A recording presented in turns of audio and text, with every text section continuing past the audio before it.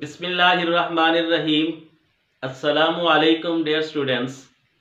उम्मीद करता हूँ आप खैरियत से होंगे। तो आज हम अपना लेक्चर जो है एक छोटे से लतीफ़े के साथ शुरू कर रहे हैं। आपने सुना होगा इंडियन एक बेहतरीन जो है पोइट हैं, शायर हैं राहत अंदौरी साहब। उन्होंने एक मुशायरे में अपना एक छोटा सा लतीफ़ा जो पाकिस्तान के हवाले से है वो शेयर किया कि वो क्वेटा में किसी जगह पर मुशायरे में थे और उस मुशायरे में जो सदारत के फ़राइज़ सर अंजाम दे रहे थे वह अहमद नदीम कासमी साहब जो है ना वो फ़राइज़ सर अंजाम दे रहे थे। तो एक बंदा वहाँ बैठे हुए ज़ोर ज़ोर से जो है ना हर शेर में लफ्ज़ सुभान अल्लाह ज़ोर ज़ोर से जो है ना हर शेर पर शेर चाहे जैसा भी होता था वो उसको सुभान अल्लाह। तो अहमद नदीम कासमी साहब को ये ज़रा नागवार गुजरा, जब उनकी तबीयत पे गिरा गुजरी ये चीज़, तो उन्होंने उस बंदे से कहा कि अजी इतने ज़ोर से अल्लाह को याद करते हो, तो अगर अल्लाह ने धीरे से भी तुम्हें याद कर लिया तो ये तुम्हारा आखिरी मुशायरा होगा। तो इसी के साथ हम आते हैं जी अपने लेक्चर की तरफ। तो देखते हैं कि आज हमारा लेक्चर क्या है।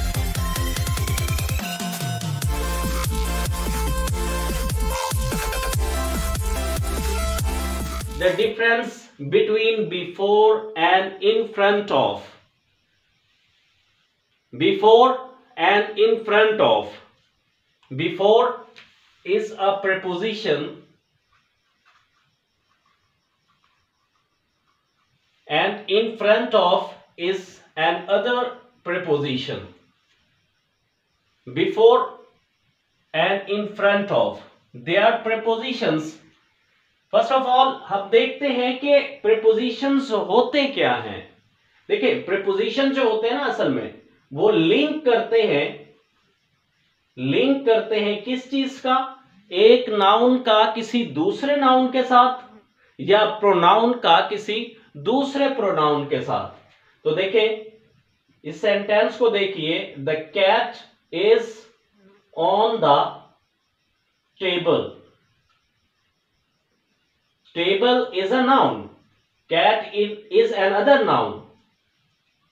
अब इन दोनों नाउन को लिंक कर रहा है जो वर्ड वो है on। तो on जो है ये क्या चीज है, प्रीपोजिशंस है। प्रीपोजिशन जो है वो क्या करता है जी, हमें एक नाउन का दूसरे नाउन के साथ लिंक करने वाला। अब हम आते हैं अपने टॉपिक की तरफ। देखें before and in front of.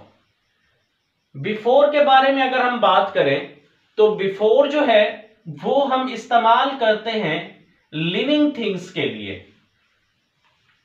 जब दो लिविंग थिंग्स आमने सामने होती हैं, जब दो लिविंग थिंग्स आमने सामने होती हैं तो तब हम जो प्रीपोजिशन इस्तेमाल कर रहे होते हैं वो बिफोर इस्तेमाल कर रहे होते हैं।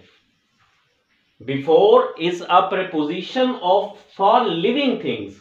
लिविंग थिंग्स के लिए बिफोर। अब देखें कोई बंदा मेरे सामने यहां पर आ जाता है तो मैं कहता हूं कि he is standing before me, he is standing before me, या I am standing before him.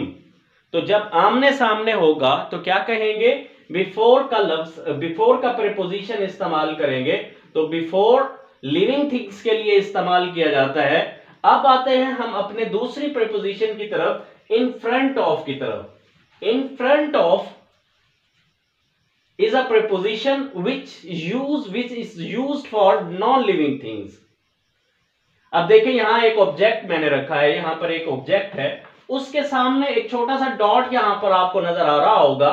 तो देखिए ये एक ऑब्जेक्ट और इसके सामने एक दूसरा ऑब्जेक्ट आ गया है, तो ये इस चीज के सामने है, तो हम ये क्या कहेंगे, this thing is in front of the table या द चेयर, कोई भी चीज हो सकती है, तो हम वहां पर इन फ्रंट ऑफ इस्तेमाल करेंगे।